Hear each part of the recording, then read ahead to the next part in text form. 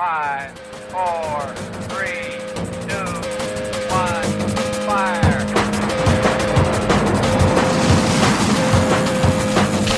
The only thing we have to fear is fear.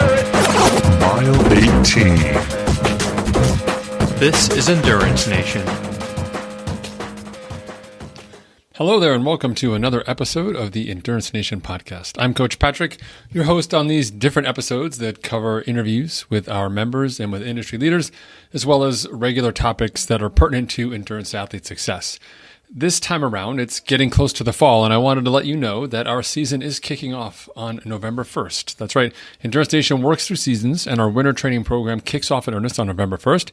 If you head over to endurancenation.us, you'll be able to enter your email address to get all the details about what's coming up and learn why starting in November is super important and how we can work with you over the course of the winter using our patented out-season program and the subsequent training phases of the year to create the conditions and knowledge you need to be your better and faster self. And if you're ready to get started early, can't wait till November 1st, we have a durability program for you too. So once again, head over to endurancenation.us, enter that email, learn more about what we are doing here over the course of the year, why Endurance Nation is different, why training with a team is the way to go, and how we can help make you successful. Until then, I look forward to hearing from you online somewhere, and sit back here now and enjoy this episode. Endurance Nation.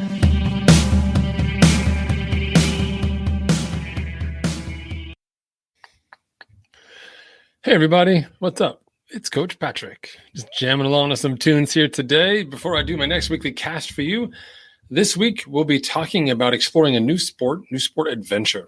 One of the best parts about being a multi-sport athlete and leading a multi-sport community is the diversity of activities that people will come up with. Some interesting, some incredible, some perhaps a little risky, right? But all in, one of the best parts about being a coach of a multi-sport team is helping people solve different challenges. Like, that's really what's exciting to me. And I think ultimately what's exciting to a lot of athletes is they make the bridge from a sport that they've gotten to know and love and become accustomed to, and then transition to a new sport.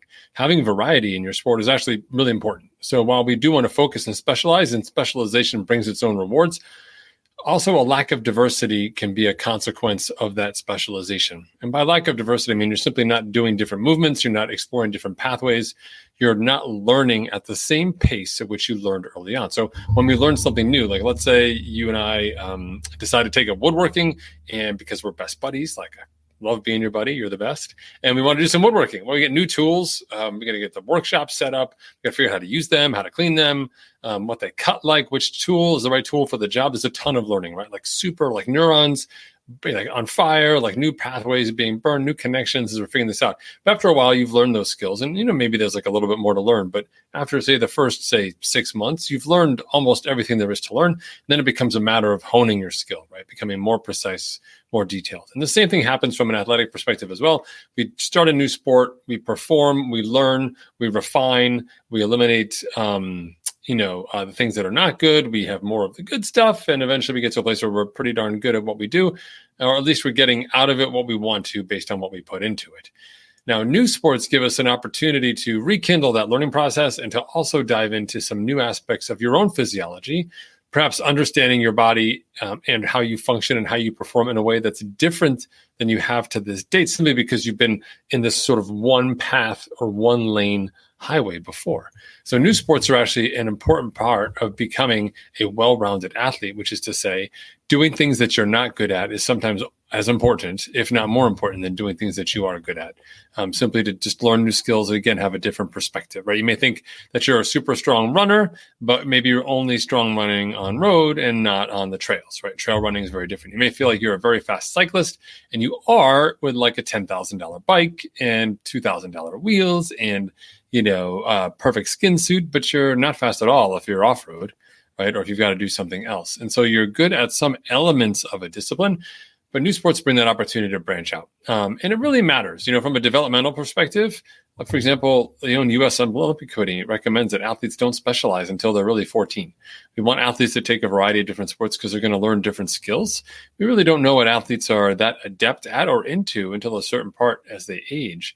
Similarly, as we age well beyond 14, mind you, the opportunity to explore new sports gives us a chance to challenge our preconceptions about ourselves, to highlight new skills, and to get better at all manner of things, even our core sport, as it were. I'm not saying leave it behind, I'm just trying to change things up a little bit. All right, so in order for us to break out of those areas, we've got to have the ability to improve rapidly at this new sport. And so I introduced to you what I call our 80-20 rule for the transition piece, right? So you maybe be familiar with Pareto's law, the 80-20 rule, that 80% of the people do 20% of the work, 20% of the people do 80% of the work, the sort of 80-20 ratio. I'll bring that ratio to you here as we think about joining into and participating and eventually hopefully becoming successful at a new sport. So number one, new sports, 80% training, 20% mastering the nuances. So let's say you're becoming an ultra runner. There's a lot of work you have to do to become a successful ultra runner. You've got to do a lot of running, a lot of hiking, getting to places where you can run and hike that are specific, new equipment, mastering, all elements of your body and understanding your limits within the context of the new sport and what you're good at, what you're not good at. Like a lot of that comes just out of training. But 20% is about what are the nuances, right? So for example, there's a lot of running downhill in ultra running, but not running up. How do we get better at running downhill? We want to really hone in on that and strengthen our body and to prepare for it, right? A lot of time on your feet means sleep deprivation for some of these longer races. How do you manage that? How do you balance that? How do you manage to get good rest and adequate rest within the context of a long race? That's one of the nuances of ultra running that allows you to really sort of rapidly advance. And it's not just about work, not just about training. Okay. Another 80-20 rule, your personal strengths, right? So 80%, your personal strengths will help you. 20%, new skills. So we want to pick a sport that's really a good bridge for you. So I've picked ultra running before. We'll stick with it. If I'm a triathlete, I'm already running a fair amount. Transitioning to ultra running is something I'm comfortable with. I have running shoes. I have a running habit. I have a running watch. I'm run resilient, if you will. I may not be of the ultra level of resilience, but I'm there.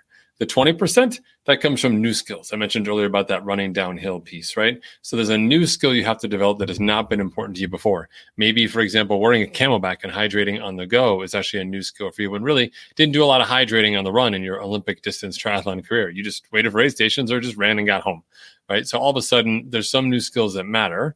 And when I think about it, we want to work off of your strengths. So do the things that you know, train the way that works for you, based on your experience in your original sport, but understand at the same time that there's going to be about a 20%, one day out of 5, right? One time out of 5 where we say, hey, there's something new I've got to pick up here. What can I do? And optimizing yourself for some of that learning, but not all of it, because it's easy to get overwhelmed, but also not being rigid and thinking, oh, ultra running is just like running a marathon, which I've done before, so I don't need to change anything. Finding that balance of that 80-20 will be critical. All right, next one here, 80% experience, 20% learning new stuff. So this is less about the strengths side, and this is more about your biases and the things you bring to the table. So you have a lot of experience as a racer, as an athlete, about your body and your limits. You can do so much for so long. The food that's your go-to. You know how much rest you need after how much work. All of those different pieces of the puzzles. You have all of that. We want to capture that and bring that understanding over to your new sport. But at the same time, there's a ton of stuff we need to learn. That transition to ultra running, for example, means that I'm not doing as much swimming and cycling. So I will actually need more recovery than I have before. Now, I could learn something new and perhaps accelerate my recovery, whether it's through tools, strategies, or nutrition.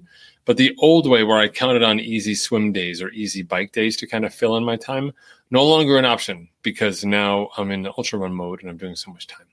So that learning piece is really important. Right? So always being eyes open in a new sport, understanding what's out there, bringing in all the information, but making sure that we're really just picking a couple key items, whether that's going to your teammates and getting advice or looking at all the panoply of options when you go to a new sport, a new race, or just read up about it and focus in on a couple ones that you can really get good at. So you can check those off the box, begin to move those from the new column to the experience column so we can start to attack some of those subsequent challenges that will become important. All right.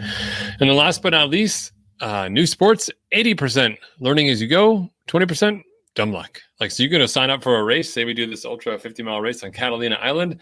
There's going to be a bunch of stuff that goes wrong, but somehow we survive because we're fit and we make good decisions based off our previous history. And we know our bodies and our limits. That's great, right? But then also 20% just dumb luck. Like you avoided that pothole you never saw, right? You didn't get enough sleep, but it wasn't a consequence because the weather wasn't so bad, right? Or the weather was super bad, but it changed before the race and things were okay. And you didn't have a hot weather plan, but then it turns out you didn't need one. You were freaking out, but you didn't need one, so you lucked out. So do understand that learning as you go is a critical component to mastering any endurance sport. And the lessons are all around you. You just have to have your eyes open, be ready enough to learn up from it, right? Learn from others, learn from their habits, people you're talking to, people you just watch, people you read about. All of that matters, as you're trying to hack that curve and learn faster. At the same time, it's important to recognize that dumb luck plays a large role in our success as endurance athletes. We're out there for a long time, and all manner of things can and do go wrong. And sometimes it's just a matter of the draw, that sometimes you'll have an event that went off like a hitch, had no issues whatsoever, and everyone's applauding you for what you did, and you realize that you didn't do anything differently, but you did luck out quite a bit. Luck is fine. Luck favors the prepared, so it doesn't mean that you just count on luck. It's only 1/5 of the time, after all. But it is important to recognize that sometimes things happen your way because of luck, and sometimes they don't. And it's not really you, although it's tempting to blame yourself or someone else. Sometimes it's just the way the cookie crumbles. So having a healthy appreciation for the luck you get and a respect for the luck that you didn't, and making plans to improve it so you can close that gap, have the race that you deserve. In summary, I 100% recommend that you make the bridge. We have athletes who are going in, Ironman distance triathlon to ultra running, Ironman distance triathlon to gravel racing. We have people who are doing aqua bike to ultra cycling. We have people who are doing mountain biking to, ultra cycling, ultra distance cycling. We have all manner of athletes sort of making these transitions. And of course, all of those disciplines have different distances and are more or less user-friendly depending on what you're looking at. At the end of the day, there's endurance athletes involved, so it's going to be a good vibe and some good times. The key for you is finding a sport that you can sustain and participate in at a level that makes sense for you, that fits where you live now, and ultimately will hopefully lead to some complementary growth in your original sport of choice, should you even go back. Who knows? The world is a big, big rock. There's plenty of things to do when we're on it. You can swim, you can bike, you can run, you can hike, you can glide, you can cycle, you can downhill run, you can slide, you can roll, you can bungee jump. It's all out there. I look forward to seeing what you all come up with for your craziness. If you've got questions or comments about a specific ultra sport or endurance sport here that I have not mentioned, put them in the comments and make sure you tag me. I'll be happy to answer you. Otherwise, this is Coach Patrick from Endurance Nation signing off. Thanks again for tuning in. It's part of our weekly cast series where we give you updates to make you a smarter and faster athlete. Those of you looking to learn more can go to EnduranceNation.us, sign up for our newsletter. You have an opportunity to join our membership waitlist. We'll tell you more about the team, get you all spun up and ready for next season. Take care, everyone. I'll talk to you soon.